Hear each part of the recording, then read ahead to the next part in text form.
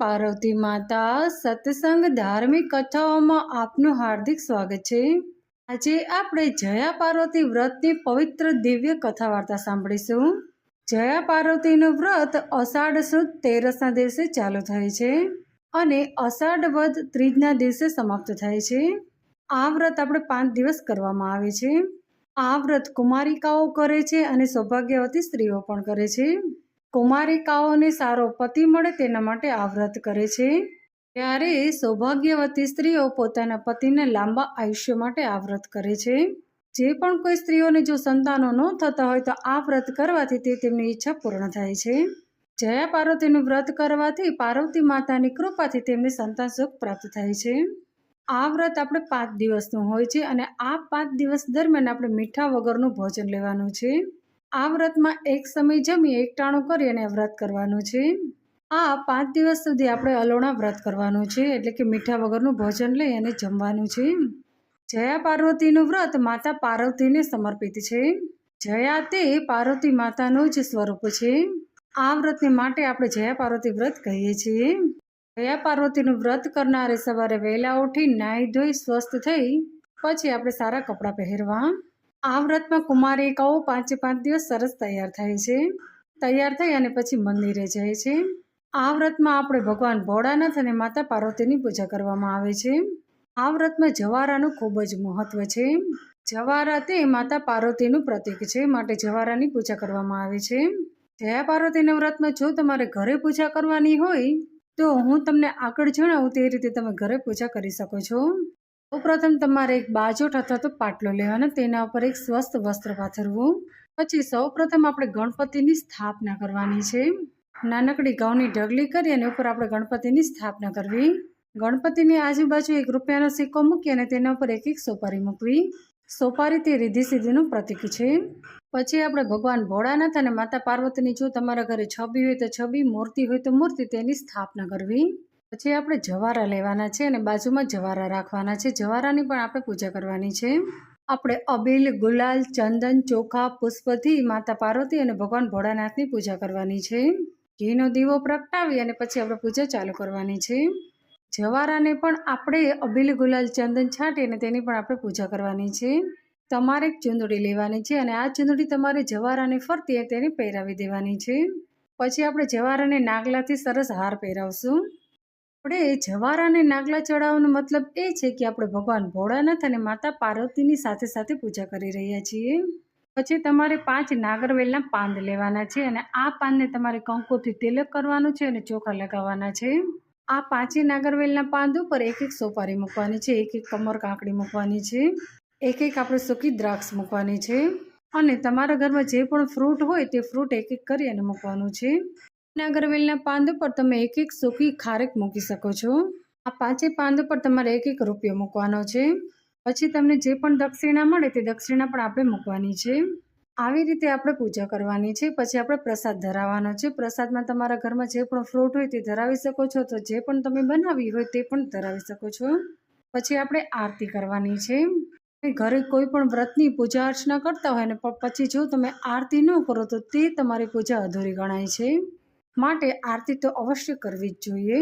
પછી આપણે આરતી થઈ ગયા પછી આપણે જયા પાર્વતીના વ્રતની પવિત્ર દિવ્ય કથા વાર્તા વાંચવાની છે। આવી રીતે 5 દિવસ તમે પૂજા કરી શકો છો। આ વ્રત આપણે 5 વર્ષ સુધી કરવામાં આવે છે। 5 વર્ષ પછી આ વ્રતનું ઉજવણું કરવામાં આવે છે। આ વ્રતમાં છેલ્લા દિવસે જાગરણ કરવામાં આવે છે। જાગરણ આપણે આખી રાતનું છે। આપણે કોઈ પણ વ્રત રહીએ તેમાં જાગરણનું ખૂબ જ મહત્વ હોય છે। જાગરણ આપણે અવશ્ય કરવું જ જોઈએ।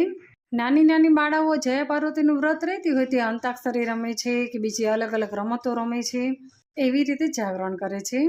આ વ્રત પૂરું થાય પછી જે જવારા હોય તેને કોઈ નદી અથવા તો તળાવમાં પધરાવવામાં આવે છે અને આપણે જે પાન, સોપારી, કમળ કાંકરી તે બધું લીધું હોય તે પણ આપણે જવારાની સાથે પધરાવવામાં આવે છે।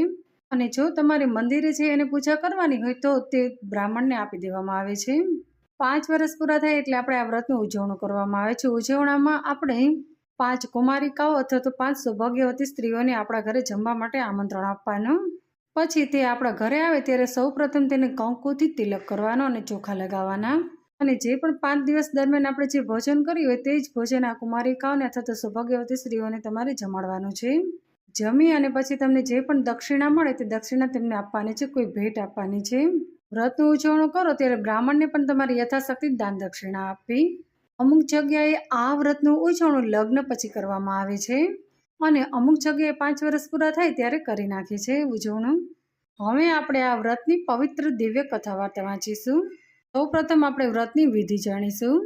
આ વ્રત અષાઢ સુદ 13ના દિવસે શરૂ કરી અને અષાઢ વદ 3ના દિવસે પૂરું કરવું. વ્રત દરમિયાન રોજ સવારે વહેલા ઉઠી નાહી ધોઈ મંદિરે જઈ અને ભગવાન ભોળાનાથ અને માતા પાર્વતીની પૂજા કરવી. ત્યારબાદ આ વ્રતનું આપણે બપોરે એકટાણું કરવામાં આવે છે. જો તમારે સાંજે કરવું હોય તો સાંજે પણ આ વ્રતનું એકટાણું કરી શકો છો. એકટાણામાં આપણે મોરું ખાવાનું છે, એટલે કે મીઠા વગરનું ખાવાનું છે. છેલ્લા દિવસે આપણે આ વ્રતનું જાગરણ કરવામાં આવે છે. આ વ્રત કરનારને સારો પતિ મળે છે. સૌભાગ્યવતી સ્ત્રીઓ હોય તો તેના પતિનું આયુષ્ય લાંબુ થાય છે અને જે પણ સ્ત્રીઓને જો સંતાનો ન હોય તો આ વ્રત કરવાથી તેને સંતાન પ્રાપ્ત થાય છે. હવે આપણે વાર્તા ચાલુ કરી દઈએ.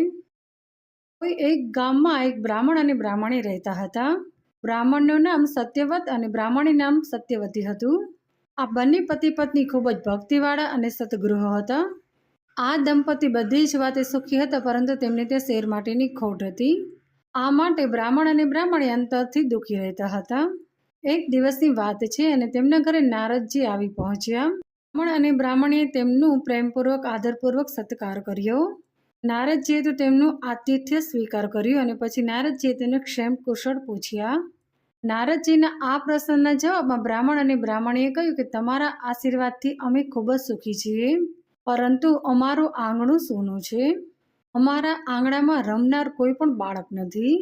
કૃપા કરીને તમે અમને કોઈ એવો ઉપાય બતાવો જેથી અમારે જે શેર માટેની ખોટ છે તે પૂરી થાય. નારદજીએ બ્રાહ્મણને કહ્યું કે સત્યવ્રત આનો પણ ઉપાય છે. હું તમને જે પણ કહી રહ્યો છું તે તમે ધ્યાનપૂર્વક સાંભળો. નારદજીએ કહ્યું કે તમે બંને પતિ પત્ની અહીંથી દક્ષિણ દિશા તરફ જ જાઓ. ત્યાં તમને એક ગાઢ જંગલમાં અપૂજ્ય શિવલિંગ મળશે.